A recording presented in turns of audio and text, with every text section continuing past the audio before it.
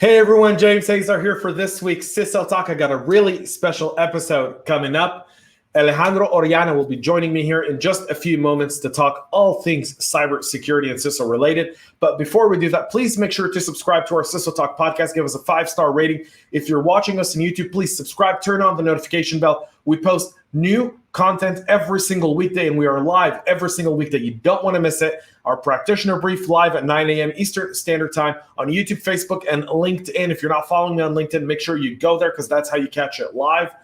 Also, make sure to subscribe to the CyberHub podcast on your favorite podcast listening platform if you can't make it to the live shows as well. You can always listen to it on your way going wherever you might be every single day. Now, without further ado, we're going to get into this week's CISO Talk, so make sure to subscribe, tune in, buckle up, folks. It's about to get rowdy in here. Here we go.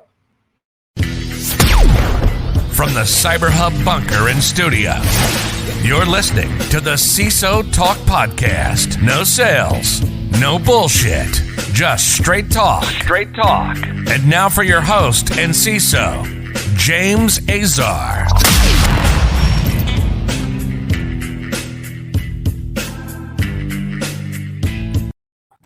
Sometimes I want that music to stay on for like the entire show, like in the background, because it's just like such a chill beat, right?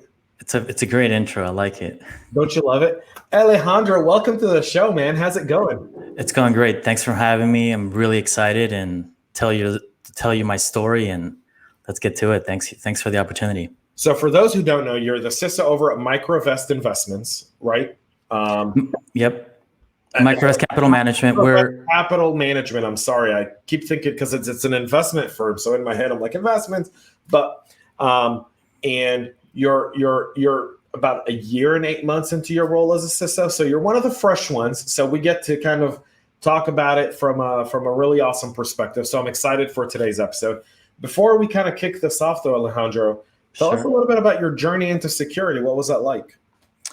So the journey was not a straight path.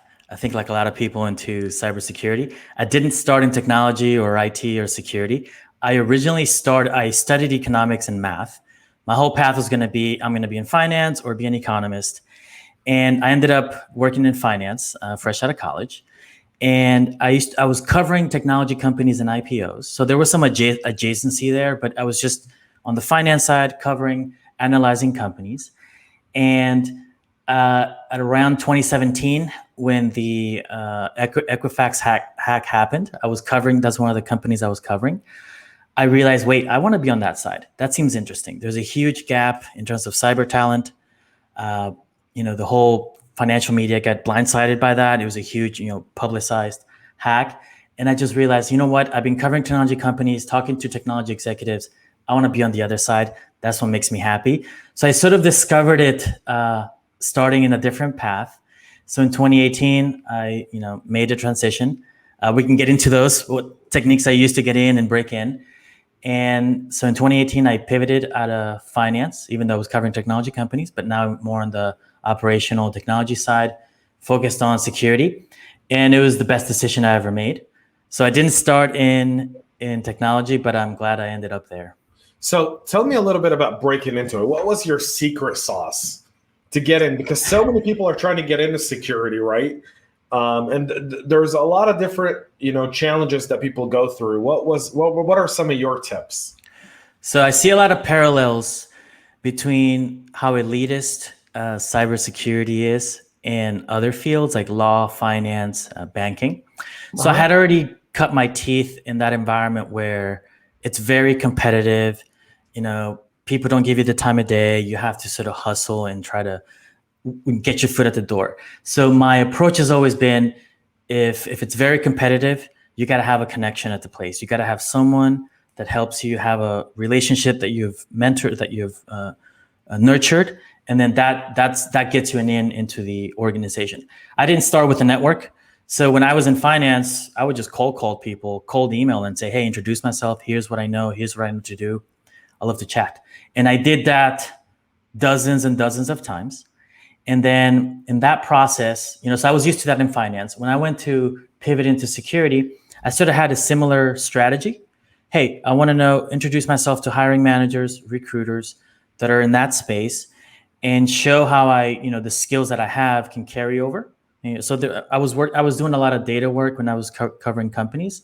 So there's a nice adjacency to data and tech with some of the analysis you do. And so that was part of the selling point. I had done some project management work that helps a lot, especially if you're doing security projects. Each control is itself a project. So knowing my value, my skills, that's how I was able to find a place that was willing to give me an opportunity and give me a shot. So it's a bit of a grind, but it's also a matter of finding a place that's willing to give you and believes in what you can do for them.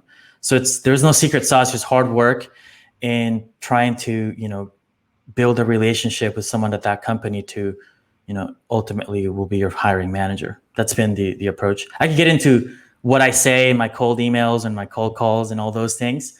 But ultimately it's been about building relationships and showing what I can do at that early stage, and then use that as a jump off point once you get an opportunity.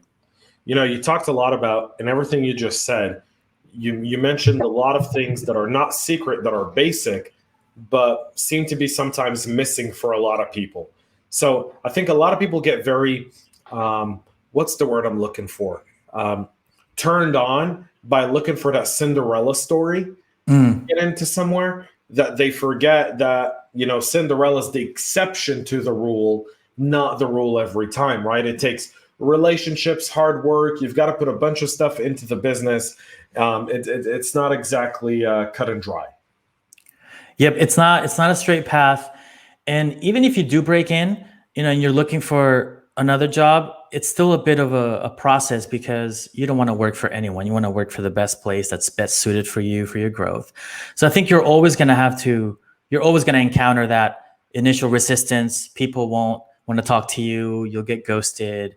But it's, understand what your value is and be very clear about what that's going to be and how that's going to be helpful to a potential employer.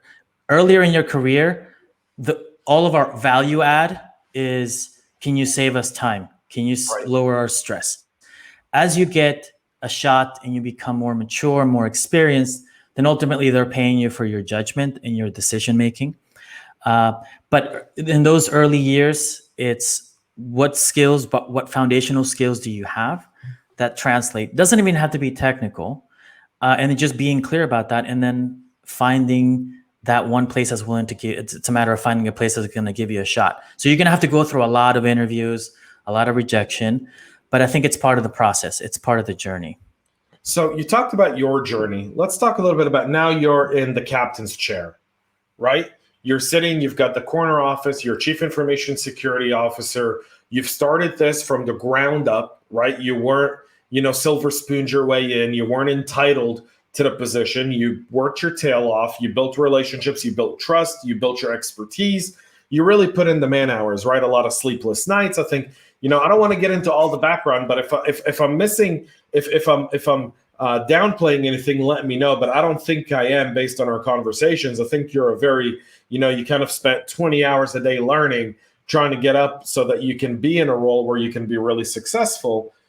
Now it comes time to build a team as a CISO, right? And now you're looking for qualities.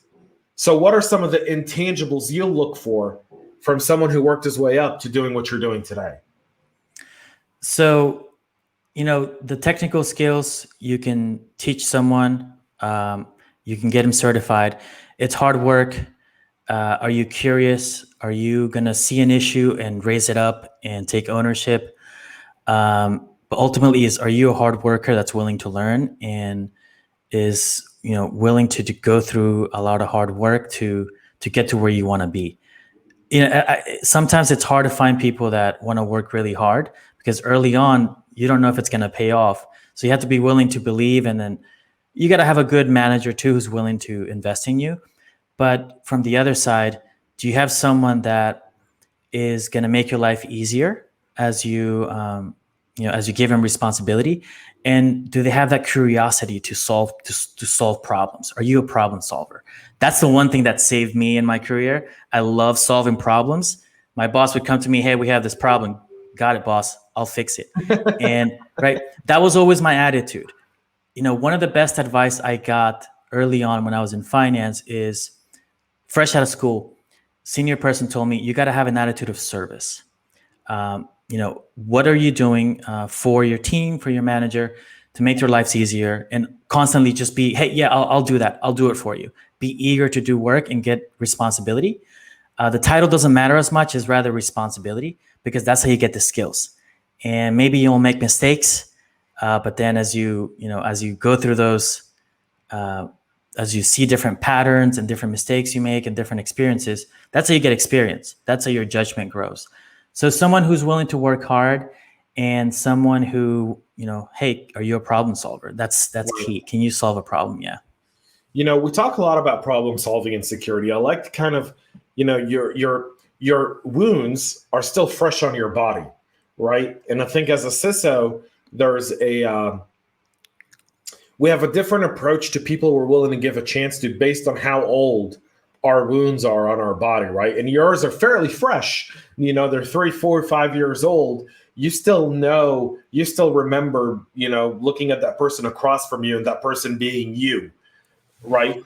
There's a different level of, I think, approach than someone who's been a CISO for 10, 15 years and is looking at the person, and he's now got the wounds have healed up, and his new scars are people who he's given a chance to who didn't work out, right? That cost him money, that cost him a bunch of different things that brought around, kind of those challenges. It's interesting to hear you talk about that, because that's very different, I think, and very unique. And I attribute it to your battle wounds. Your battle wounds are still fresh. Yeah, I have plenty of scar tissue. Some of the, based on, the work that you and some of your colleagues do in the community, helping people break in, I see a lot of parallels. Like, it's not the issues, the challenges we all face trying to break in, they're not unique to cybersecurity. Nope. It's really, any industry will have some gatekeepers that try to keep you, or sort of preconceived notions about who gets to come in. So it's part of life. It's not specific to cybersecurity, but it's, you do have to be willing to work hard. And when someone gives you the opportunity, when I got the opportunity, I just ran with it. I knocked it out of the park and worked extremely hard, because I knew that my boss had given me an opportunity, who took a chance in me. So I wanted to ultimately make them look good in front of, his manager and the CEO, because they took a risk in me. So that's how I try to pay it back, that opportunity that I got early on. No, it's the attitude of gratefulness, right? The attitude of, I'm not entitled to anything. I've still always got to work hard. I always say, if you're going to want to be in security, you can't be, if I take a football analogy, you can't be a wide receiver. You can't be a cornerback. You've got to be like the offensive tackle or guard, right? You're kind of in that position where if the quarterback gets sacked, you can play perfect all game long. But if on 4th and 5, the defensive end gets past you and you're to tackle and sacks the quarterback, and because of that, you lost the game, no one's blaming the quarterback. No one's blaming the wide receivers. Everyone's looking at you. You're getting the full blame. And cyber is very much similar to that, right? You don't get, you're only judged for the last play. Yes. You cannot rest on your laurels. You're right. Just as good as you could be. You could have everything, all the basics right, everything patched, but then the next day, some vulnerability is discovered. And now So yes, you're just as good as your last success. And it's a process that never ends. Security never ends. It's a process, and you have to be willing to accept that. Indeed. Let's talk a little bit about, kind of the skills you think CISOs need to have to really excel across an organization. Yeah, the CISO is a bundle of skills that when you line them up, it sounds very difficult, almost impossible. So you got to understand security, right? Whether it's app security, the operational side, or the GRC side, you got to understand, what does it take to have a secure corporate environment? That takes years. I mean, it's a constant learning. And then you have the other aspect, the business side, where the business side doesn't speak technology, not necessarily, unless you work for a technology company. They don't understand security and vulnerabilities. So you have to be able to communicate to your board, to your leadership team, why security is important, and why they should make an investment. Because there's always this inertia of why are we investing in security? Like, can we cut less? Why do we need it? You're constantly having to justify why you need a security budget. It's a common trope, right? And you see memes in LinkedIn or people complaining, I don't have a large enough budget, or I'm so relieved when my budget gets approved. It's always like a Hail Mary pass when trying to get your budget approved. And I think part of the challenge there is that's the skill, being able to communicate clearly why security is important. I always tie it back to things that matter to the business. You're minimizing risk, legal risk, operational risk, financial risk. There's reputational risk that's on the line. It could impair your ability to operate and be a business. So always tying it back to real risks, and then trying to quantify, hey, this is how much it could cost if you don't invest in your security program.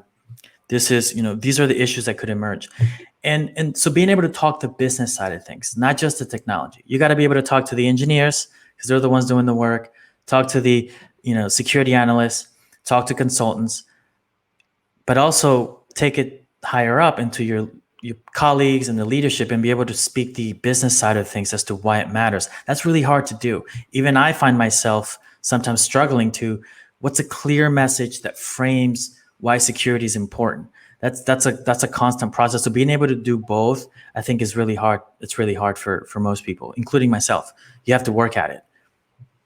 Yeah, there's a business IQ that's needed with what you just talked about, right?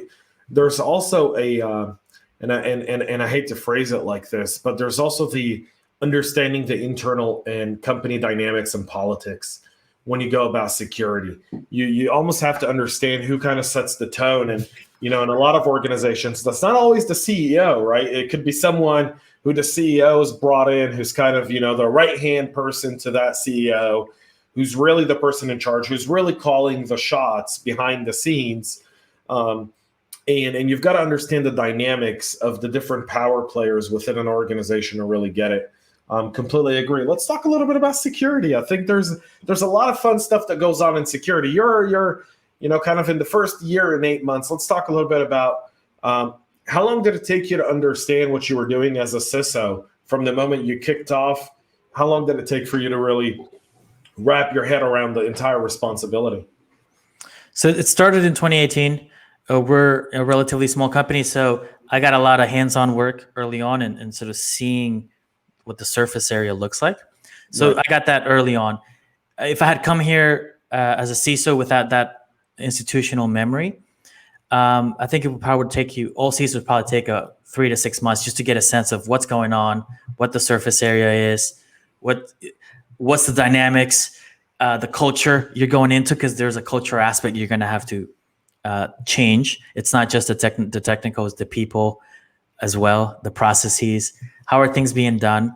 So I would say 3 to 6 months should be enough to get a sense of what the size of the problem that you may have.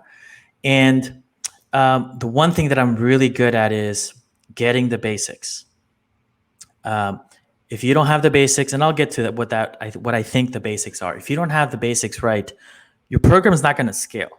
You're not going to be able to add more people to it or add more processes to it as the business expands.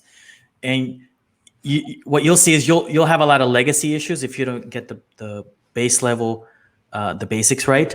And then you'll just buy solutions in the future, hoping to taper over some of the gaps that you may have.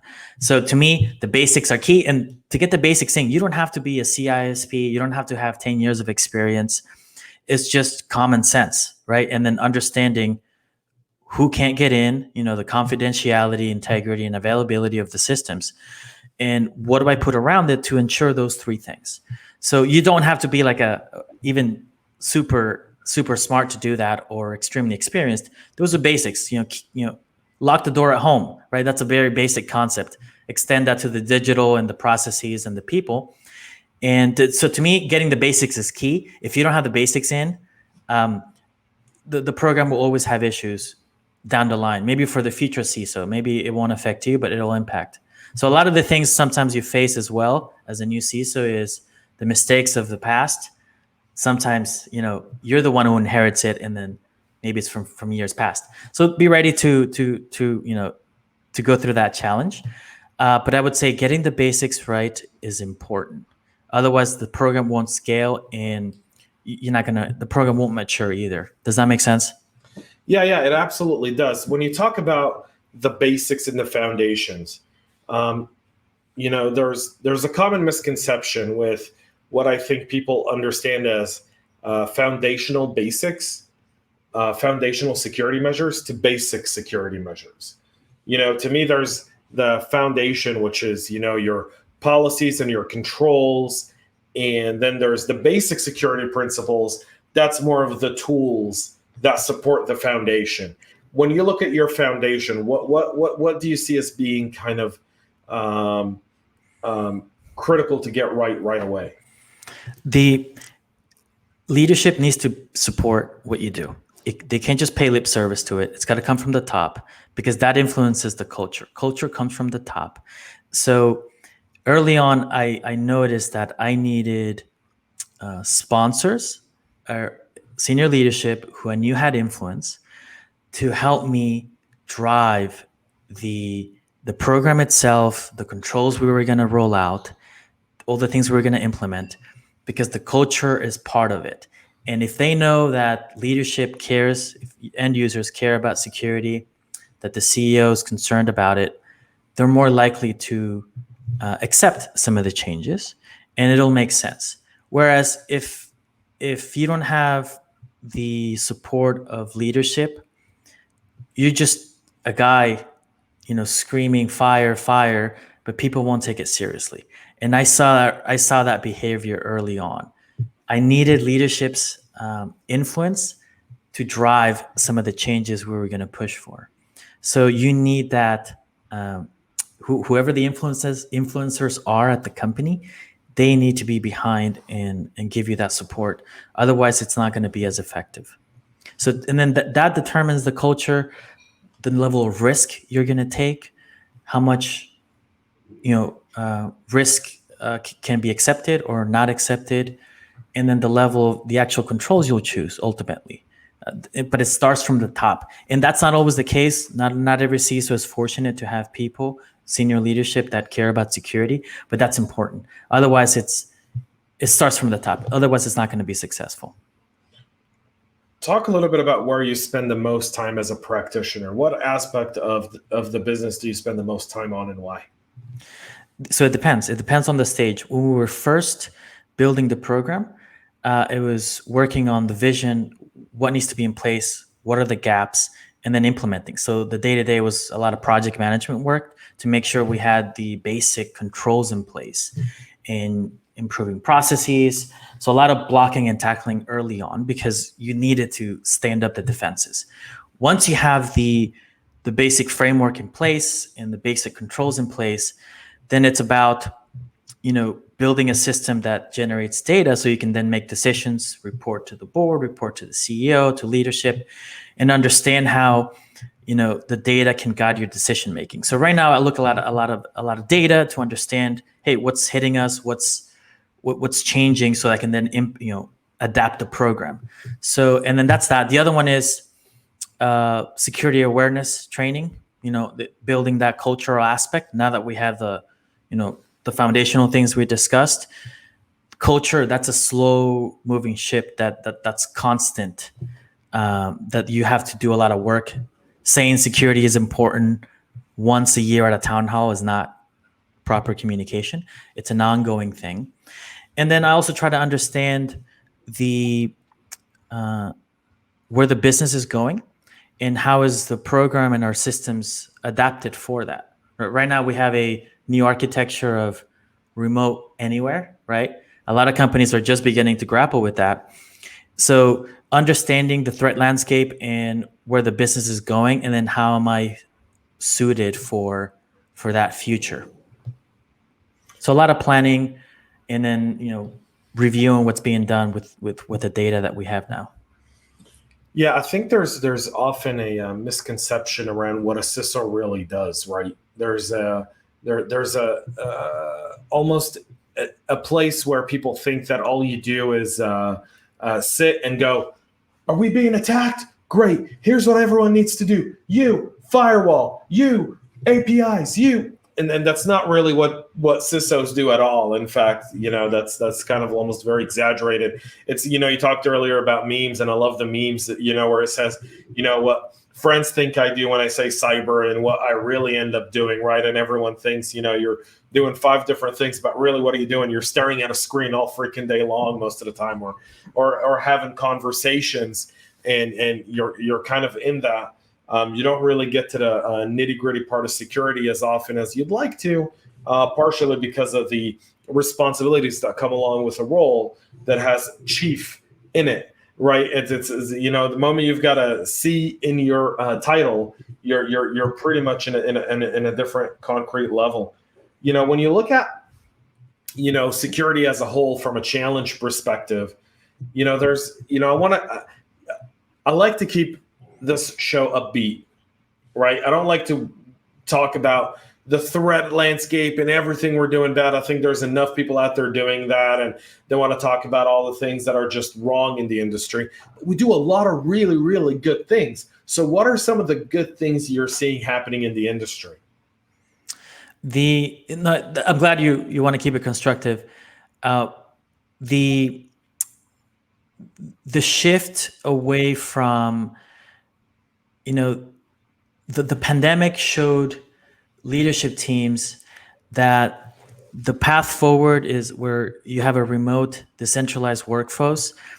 It showed you that this model that Google came up with, the Beyond Corp, a number of years ago, that's really the way forward in the cloud world. So I like that the world is moving towards a place of not having to figure out to secure on-premise infrastructure, legacy infrastructure, and as you go to the cloud, then it becomes much easier to manage, because all you have to worry about is maybe APIs or access controls. And then once you're at the application layer, everything is getting abstracted to the application layer. It's much easier to do analytics on it, to do intelligence on it, to try to figure out what your gaps are.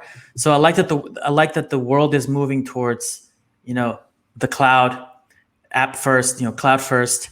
Now, there's challenges to it, but to me that makes it easier, because now you have systems that give you centralized analytics and then to help you adapt. We didn't have that in the past. You had decentralized systems, or all these systems, all these silos that weren't talking to each other. Once you start to put them in the cloud, now you can start to audit them and sort of guide your decision making using data. I like that. I like the path of biometric authentication. So now it's still relatively early on, but to me, passwords are like the original sin of the internet. They weren't meant to be secure, right? Passwords get hacked all the time. So to the extent that you can move on the continuum of a more convenient and more secure, the better. So biometric authentication architectures, to me, will be very important as we authenticate into these cloud systems. It's not perfect. There's no solution out there. No, it's funny you say biometrics, because I am I'm a proponent of one style of biometrics, and that one style is that I don't store your biometrics, right? That your biometrics are stored, very much the Apple version of doing biometrics, right? Apple doesn't have anyone's biometrics. Anyone who thinks that the reason you can put your phone on airplane mode and still unlock it with your face is because it's stored on your device, not anywhere else. Apple doesn't have access to it. Apple simply has put the technology in the OS on your device. I'm very concerned, though, about biometrics that are not device-based. And I think that here's where I would push back on you. And I kind of like this because I think we're about to get into a good debate here, right? Which is with a password, if someone gets your password, I can change it. I can, change your rules. I can say, you're right, you're going from 13 characters to 16. And, we're not going to use a password. We're going to use a passphrase. And, we're going to have you do MFA, and your MFA's got to be a specific way, right? And I think those are all very legitimate. But if I store your biometrics, and whenever someone tells me the word encryption, I laugh in their face, because I'm like, we're mere years away from quantum destroying any traditional encryption model that you've got. So unless you're giving me a special type of encryption and key management system, I trust that about as much as I trust encrypting my S3 bucket, right? And so if I can't change your face, Alejandro, I can't change your fingerprint. The moment a threat actor has access to that, and people think that, if people look at the engines behind biometrics, it's really a calculus. So if I'm able to inject code that has the calculus of your biometrics, then I don't even need to show your face. I can just really trick the software into reading your face.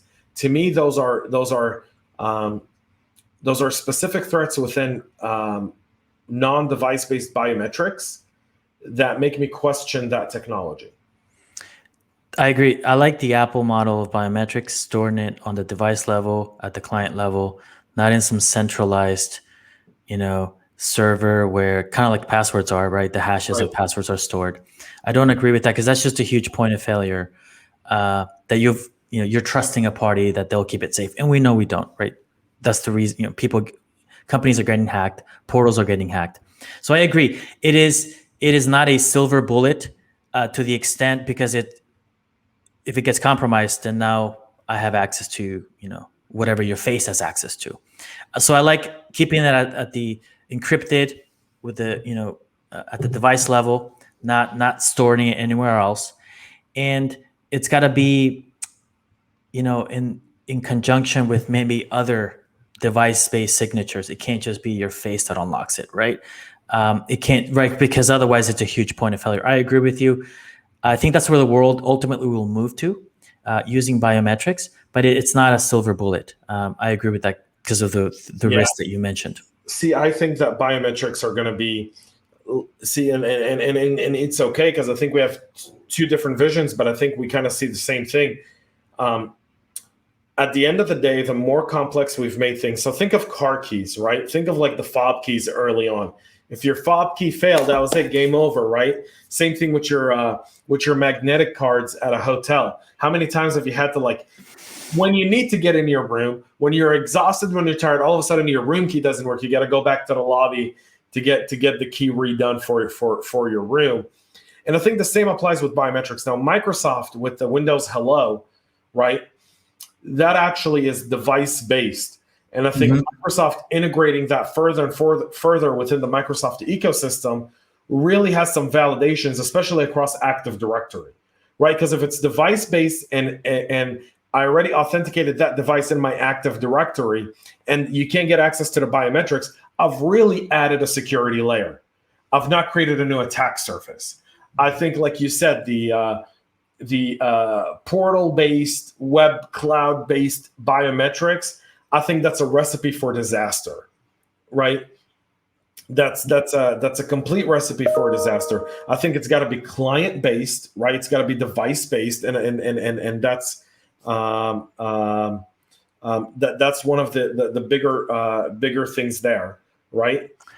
Yeah, I'm a fan of client-based, device-based signatures where you have only authorized devices touch your stuff. That's a supplement to that. So you wouldn't be able to authenticate unless you're on an authorized device that's accounted for, and that we can quickly disable and then not let you in. So it's these are all layers you can add in the authentication process without making things inconvenient or extending the surface, like you said.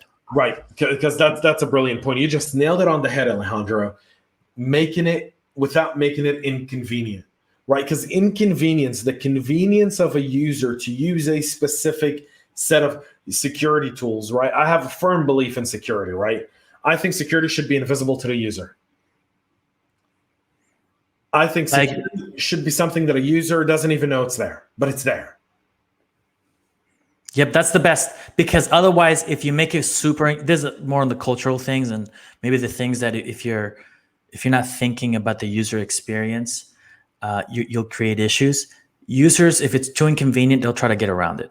They won't. You'll create shadow IT use cases if you make it impossible for them to do their day-to-day job. So it's got to be behind the scenes, And so that's one, every time we roll out any controls, I always try to map out the user experience impact, because that's an important factor in compliance. If it's impossible for them to use it, it's not going to work. I love that, Alejandro.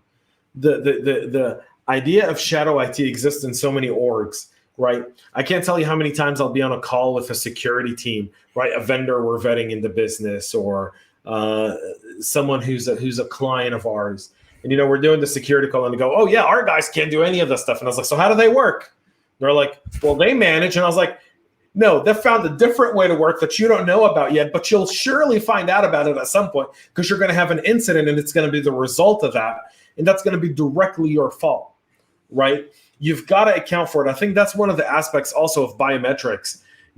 When someone steals our passwords, I don't have the trust issue with my employees. I don't have the trust issue with my team, right? I'm like, hey, everyone, passwords have been, hash passwords were breached. We're sending out a notice to everyone to reset their passwords. It's going to come in the next, 15 minutes to everyone. Please reset your passwords. These are the, what we recommend you do, and use the passphrase and not just the password, right? And you go about your day, and there's no loss of trust. There's nothing. Everyone resets their password. Life goes on. I think when it comes to biometrics, the trust aspect from our users within the company is much more significant. If you've ever been in a company where you've had employee PII exposed, and you've ever gone to one of those town halls, I've been a viewer in some of those. Ugly town halls, man. No one wants to be in it. Why don't you guys protect our PII? Who did this? Who's responsible for this? My information's out there now. I could be a victim of fraud. Now, imagine if that's your biometrics. And imagine as we move further and further into biometrics, now I can, because of the way biometrics engines operate, and I think that's what everyone thinks is a biometric engine is almost like what's it called? That Tom Cruise movie. What am I forgetting here, Alejandro? I know what you're saying. Right? Minority Report? Minority Report, where it scans your face. So people don't understand. You're a math major, so you absolutely get this, right? The technology that scans your face is doing mathematics. It's then using those mathematics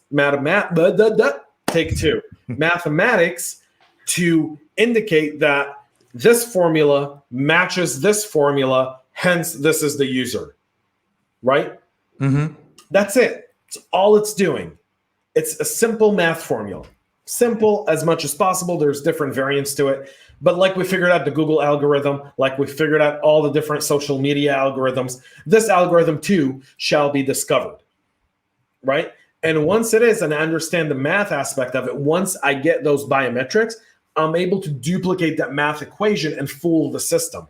I can put my face and say I'm Alejandro, and if I know Alejandro's biometrics, I can inject that, and bam, I'm in, right? And now I'm authenticated, and I'm in a very, very trusted system. And I think that's the challenge there. And I think that beats it over the head, right? But it's so critical that it's client side. I've had so many people pitch me, hey, you want to do biometrics? We store it in the cloud and it's all encrypted. And I'm like, get out. Yeah, I think a simple model for this is decentralized versus centralized. Right. We've been doing centralized security for decades. I mean, it's so ingrained in the way we do things. We don't even think about it. But if you're putting something in the cloud, you're trusting that party to keep it secure. There's a shared model in the cloud where there's responsibility.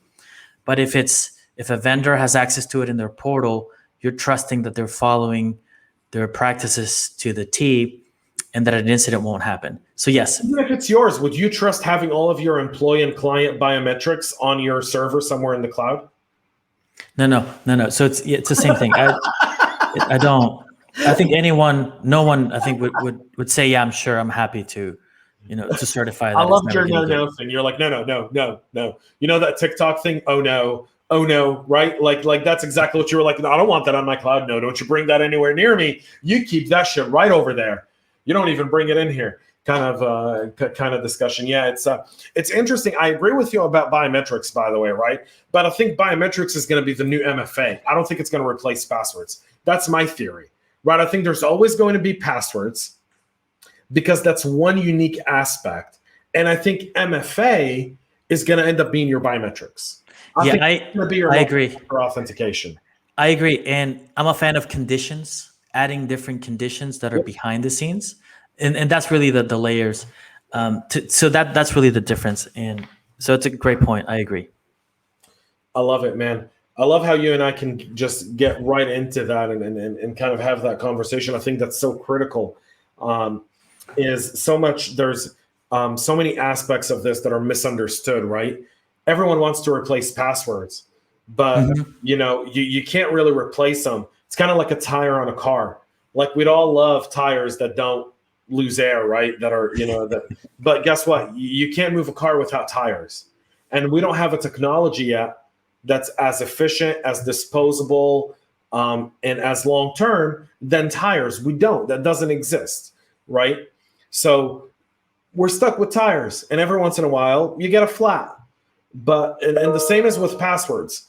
You can't go anywhere without them. I don't think we can replace them. I think every move on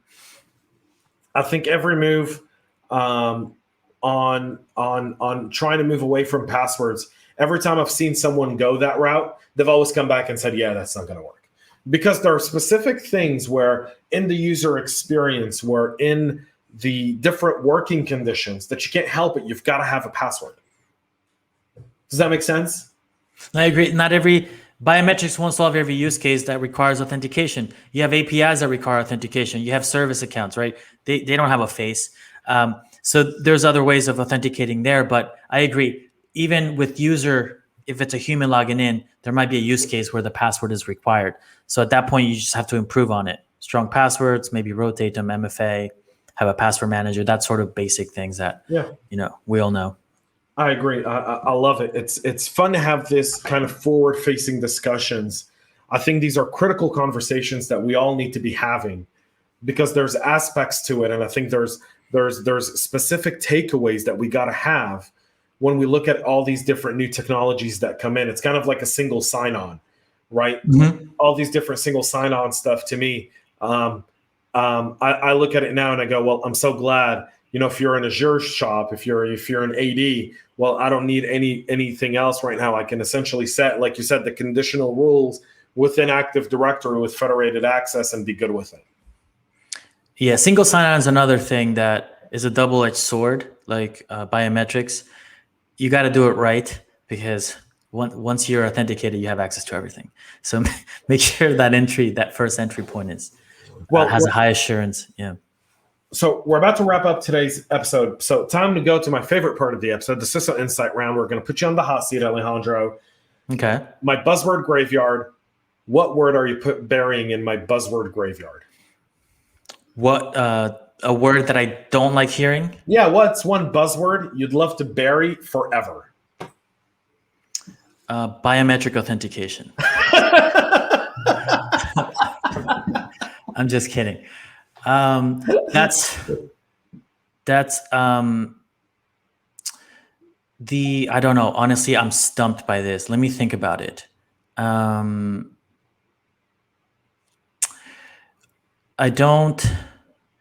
That's going to be hard. Do you have any buzzwords that are like on your spam filter? So if you get an email with this just one word, you never even see the email? I mean, I have all sorts of things in there. I don't want to get into it. I hate it when let me give you this answer. Not necessarily buzzwords, but a way of selling where the vendor doesn't even try to figure out what you're doing or why their service is even applicable to me. They just give you some random, is security important to you or whatever? Or are you trying to do whatever vertical in security? We have a solution for it without even, realizing that maybe I'm not a customer, potential customer. So I would say that's something that I'm annoyed at seeing. Just all these solutions that claim to be after the latest hack, our solution would have done this to prevent this.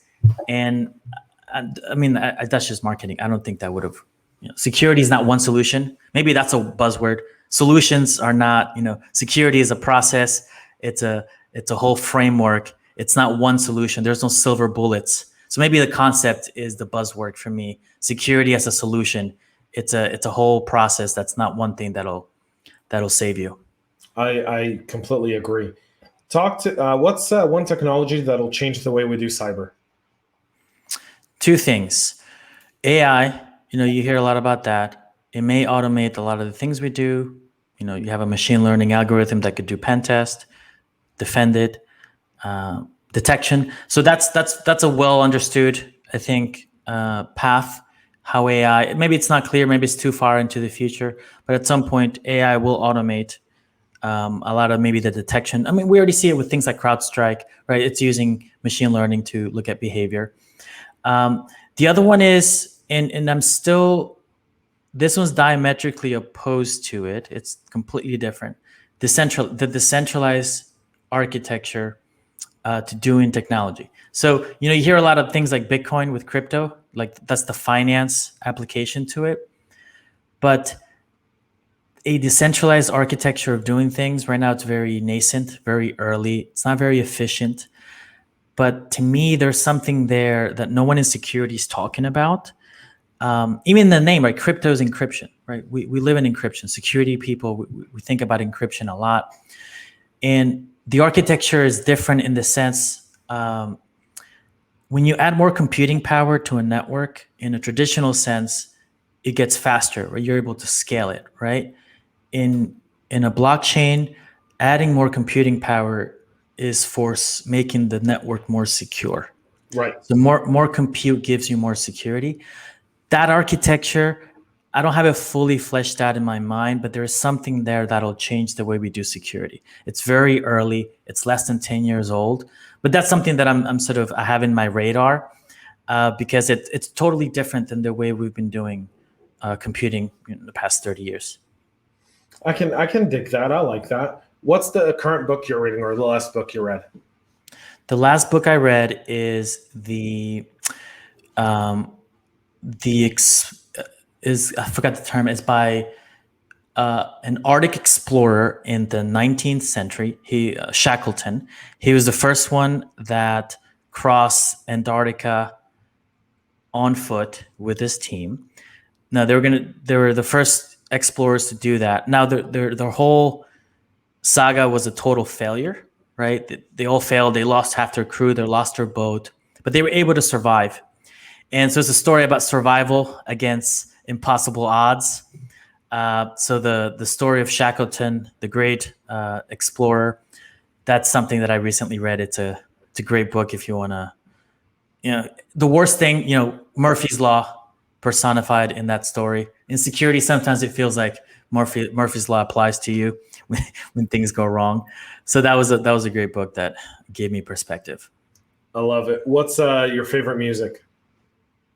I like just nothing specific, just pop, whatever's in the radio, no specific genre, just whatever catchy tune. So what are you streaming now? Are you watching anything on Netflix? Any movies, TV shows? What did you watch last? Netflix, the Cocaine Cowboys. Okay. Netflix. I'm not sure if that's appropriate, so maybe you want to cut that out. No, it's fine. I don't want to cut it out. It's what you watched. It's a great story about, the drug trafficker scene in Miami in the 80s. It's like one of the top 10 right now streaming in Netflix. It's a great story. You wouldn't believe what they got away with. So many twists and turns in the story. It's a great documentary. Yeah, I love those documentaries where they go and they grab these guys 20, 30 years later, and they're all old and they're trying to live. You see their eyes light up with a little bit of life, remembering all the crap they used to do. Yeah, it was an interesting story. It's a nice, fun documentary. Yeah. So what is your top prediction for cyber this year in 2021? The world, I think, is realizing, boards, the government, that we have a huge cyber problem, that we've underinvested. So you'll see huge spend by corporations, the government in cyber to try to shorten the gap. More remote work, more decentralized remote work. That's the future. So I predict that leadership teams and boards will get smarter about security. It's no longer just something it's not like just an IT spend that you forget about. It's something that could disrupt your business. So I think more spend towards that and understanding that security now is part of the conversation. Because a lot of companies that hasn't been, now it is. Yeah, I absolutely agree. Alejandro, thanks for taking the time to be with us today, man. I really appreciate it. This has been so much fun. Getting to hear your journey of breaking in should really inspire a lot of people. In the short period of time, which you've accomplished, very few have. And that makes you a trailblazer. And now we're all looking up at you and making sure you succeed, buddy. So we're all vying for your success in your role, and keep doing what you're doing, which is absolutely amazing. It's great to see that. Thank you. I'm always happy to see other people succeed, kind of highlighting their success and their story, because I think that's so important. I appreciate it. For all of those tuning in, Alejandro, how can people get in touch with you? What's the easiest way? Just find me on LinkedIn, Alejandro Journey. Just look me up, and you'll find me there. We'll post a link to your LinkedIn in the show notes, so you guys can grab it there as well. Alejandro Journey, folks, one of the up-and-coming CISO voices in our industry, and we're so excited to be able to have him here on the CISO Talk podcast. Please make sure to subscribe. Please make sure to follow us on all of your favorite social media networks. Daily content is here every single day, so you can catch that. Until next week, we'll have another CISO Talk podcast. Have a great rest of your day, afternoon, evening, night, wherever you may be listening to this. Make sure to subscribe 5 stars, and we'll see you next time. Till then, stay cyber safe, folks. Cheers. Thank you. Make sure to subscribe to our podcast and share it with your friends and colleagues. And get all the latest information at cyberhubpodcast.com.